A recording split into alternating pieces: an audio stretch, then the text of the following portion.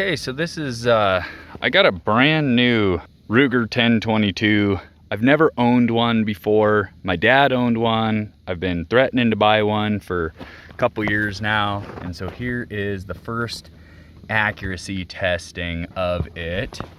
That is with Aguila 22 hollow point. And that flyer up there is from that group. These are 10-shot groups.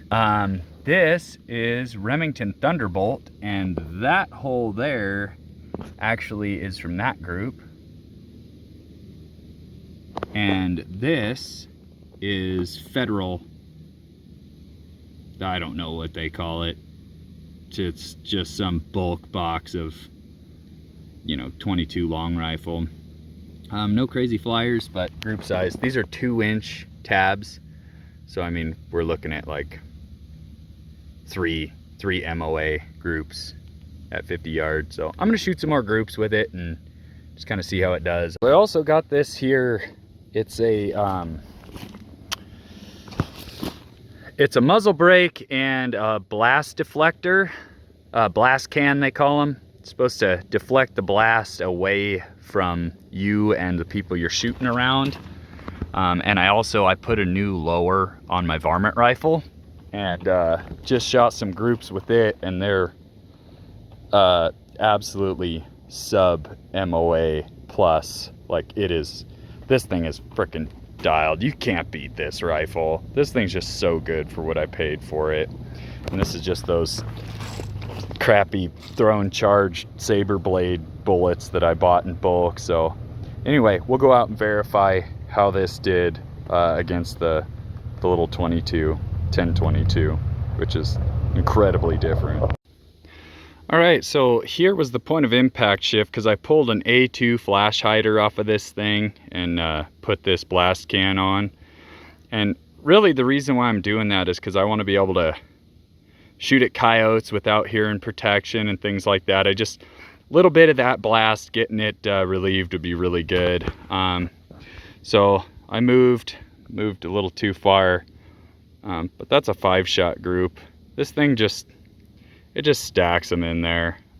So there again is the 22 long. You can tell the difference between the holes are just punched clean. Anyway, we're gonna shoot some more 22 long and some more 223. Okay, and now these groups were shot at 100 yards, and we've got my saber blade, my VMAX. This is a 50 grain VMAX.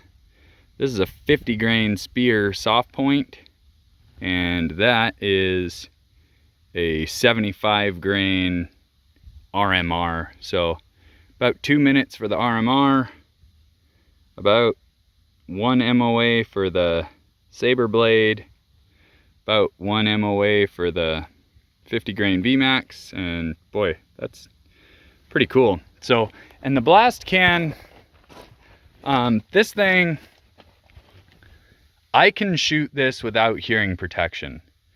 I do not maybe think that that's such a good idea if you're still young and your hearing is pristine, but my hearing has already been damaged over years, so I can shoot this without hearing protection, without any pain or any ringing.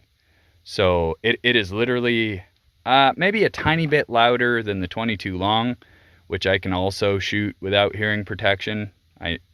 I know it's not recommended, but my hearing is damaged and it isn't getting any worse from this.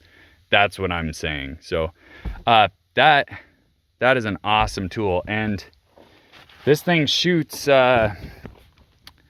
it's, barrel tuning or something. It shoots better groups with that blast can than it did with an A2. So I'm pretty happy with that. I'm okay with it. Okay, so this is with that Federal Value. That's what it is. It's Federal Value Pack. Federal Value Pack. That's 50 yards. Not very good. That's Remington Thunderbolt, 50 yards. That's the Aguila at 50 yards. And so I made a little sight adjustment and got her dialed. That's, 3 MOA. Again, these are 2-inch pasties. So that's about 3 MOA for a little automatic 22 at 50 yards. Aguila seems to be the ammo it likes. So that's that. Have a good day. Okay, so you know, not incredibly impressed with this 1022 here, and I know they're not precision instruments. That's the bottom line. My dad's one, he had to put a match bolt and he put a Timney trigger in it. This trigger's okay, I could live with this, but he had to put a match bolt and a match barrel in the thing to make it shoot. And you know, something shooting to me might be different to most of you than what this is. I mean, those are groups the size of a squirrel's head at 50 yards. I could live with that. But I like my stuff to drive tacks. I mean, as you can see, I've got an AR-15 that shoots sub MOA groups constantly. So this thing is good enough for what it's for. But I want you guys to also keep in mind, I went and shot it. The user's manual said it was ready to go out of the box.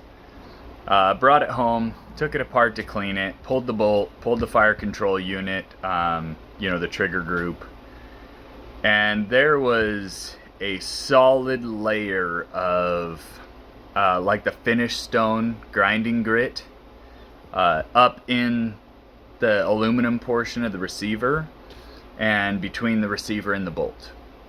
So I got that all wiped clean, cleaned everything out, took the trigger group apart, did a small trigger polish on it. Is much smoother. It's I don't know if you can, there's a tiny bit of take up noise and then just a nice clean break now. But it was not like that. It had, from the factory, it was pretty crunchy, and it had a little bit of travel, like crunch, crunch, and then it broke. Not bad. I can live with it. I can live with a really nasty trigger. I prefer really nice snobby triggers, but I can live with a nasty trigger if the gun shoots, especially at a 22. The trigger polish, it really responded good to it.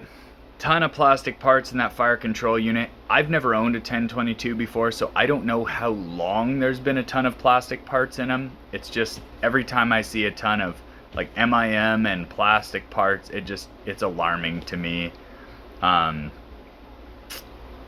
That's about all there is to it. The thing shoots, as you can see, it shoots about 3 MOA groups. 50 yards I think is pretty much most everybody's max range for a 22. My old bolt action, I don't know exactly what it shoots. It shoots about 3 MOA with irons. So with a scope, I don't know if it shoots a little bit better of groups with a scope than it does with irons. I would assume that it does, but that's good enough for what it's for. I just wanted to put it out there as if there's not a zillion people that own and do a story about a 1022, but I didn't learn what I needed to know from watching that stuff. So anyway, that pretty much wraps it up. There you have her. Bye.